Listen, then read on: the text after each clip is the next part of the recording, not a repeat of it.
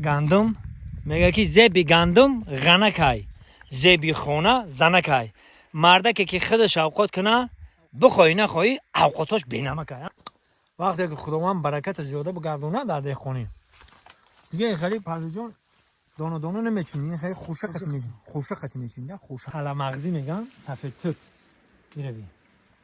هر تا کسی 15 میخونه مای تقای مراد